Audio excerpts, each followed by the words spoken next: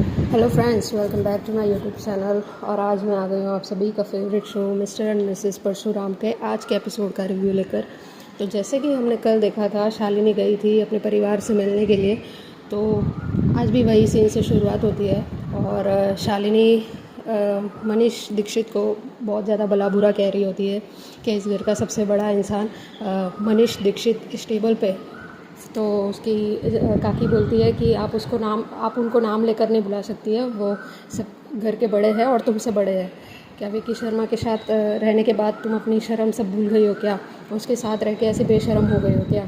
बेहया बदचलन औरत, अपने पति के मरने के बाद भी तुम मांग में सिंदूर भर के या मंगलसूत्र पहन के क्या क्या प्रूव करना चाहती हो? तुम अपनी शर्म हया सब बेच खाई है क्या? शालिनी अपने काकी से भी ऊंची आवाज़ में बात करती है कि काकी को इक्वली जवाब देती है, क्योंकि इस बार बात थी उसके बेटे की।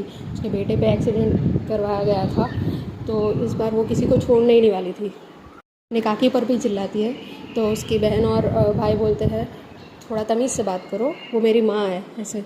तो फिर उन पर भी चिल्लाती है शालिनी, क्योंकि उसका गुस्से का पारा बहुत हाई होता है इस बार।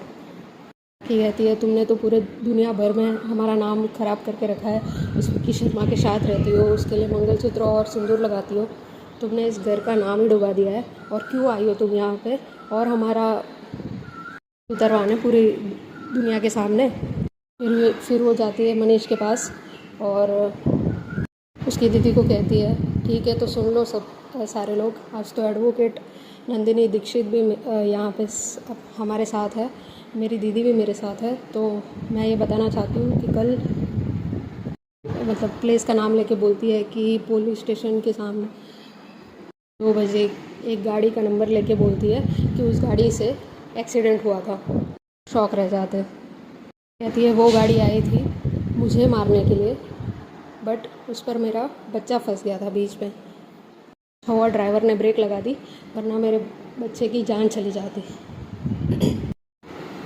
वो गाड़ी मेरे बच्चे को मारने नहीं आई थी, बल्कि उसे मारने के लिए भेजा गया था, मुझे मारने के लिए भेजा गया था उस गाड़ी को। तो मनीष दीक्षित बोलता है ये सब तुम यहाँ आकर क्यों बोल रही हो? तो शालिनी कहती है मुझे तुम्हारी आंखों में डर दिखाई दे रहा है। मनीष कुछ कहता ही नहीं है वहाँ पे, क्योंकि इट्स ऑब्वियस कि उसी ने वो गाड़ी भेजी थी वहाँ पे, तो उसने कुछ कहा नहीं।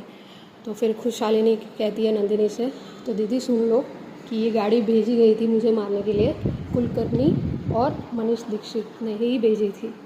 एंड देन वो चैलेंज करती है मनीष को कि अब मैं इस मुंबई शहर में शेरनी की तरह दहाड़ूंगी और यहीं पे रहूँगी, हो सके तो कुछ भी कर लेना, ये चैलेंज है मेरा तुम्हारे लिए, मैं यहीं पर रहूँगी, तुमसे जो हो सके वो कर लेना, मैं खुद को बचा ही लूँगी तुम्हारे इस जाल से। मेरे बच्चे को चोट पहुँचा के तुमने कुछ काम नहीं कर दिया है।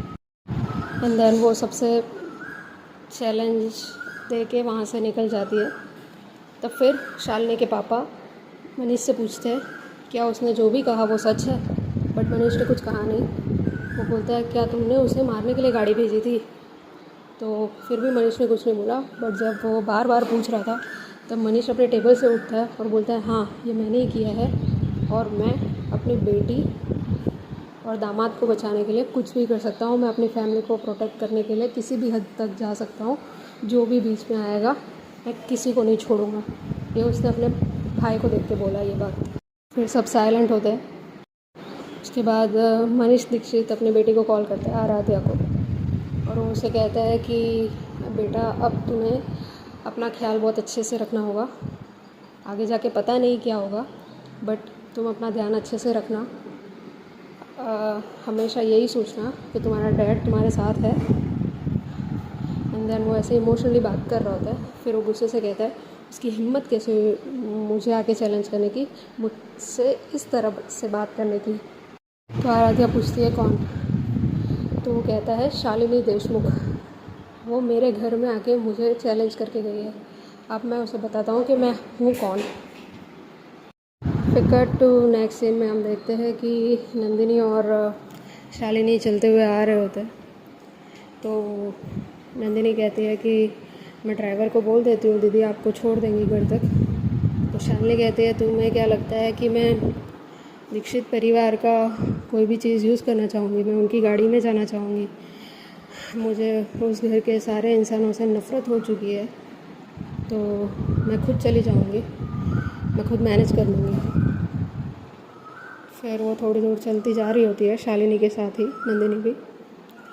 तो वो कहती है दीदी आपका ये मंगलसूत्र पहनना, सिंदूर लगाना, ये सब बहुत क्वेश्चनेबल है और पूरी जनता में यही बात फैली हुई है कि आप विक्की शर्मा के लिए यही सब कर रही हो।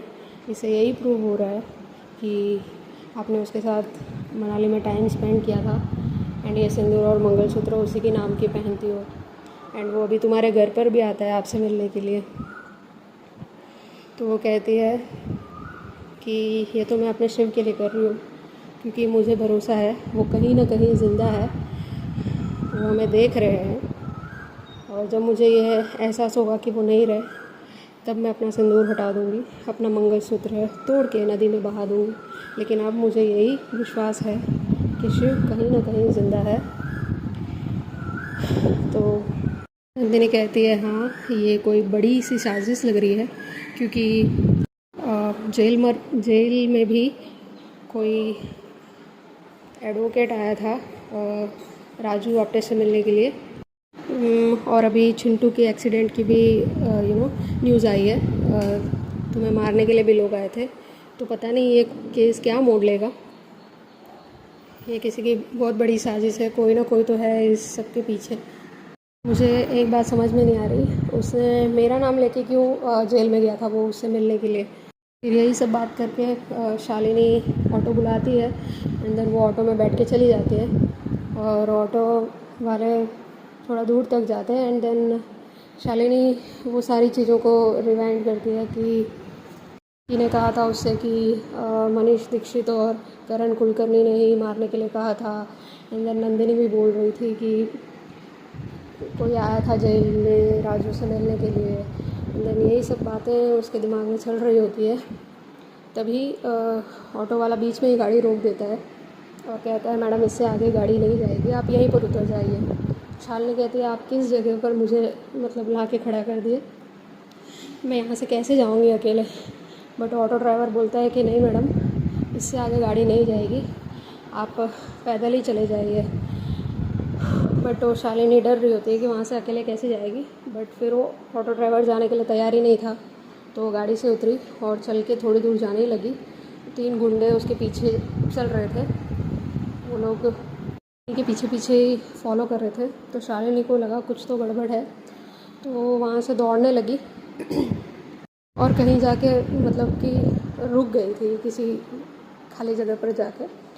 और फिर शालिनी ने खुद के लिए फ़ाइट किया, उसने सारे गुंडों को मार गिराया एंड देन वो चिल्ला के बोली कि कौन हो जो मुझे मारना चाहता है, सामने से वार करो, ऐसे डर के क्या तुम खेल रहे हो, सामने आओ मेरे। बस आज के लिए इतना ही है फ्रेंड्स, मिलते हैं नेक्स्ट वीडियो में। आने वाले हर एक ट्विस्ट एंड टर्न्स को हमारे चैनल पे देखते रहने के लिए प्लीज़ चैनल को सब्सक्राइब कर दीजिए एंड बेल आइकन को दबाने के लिए बिल्कुल ना भूलें। Thank you for watching.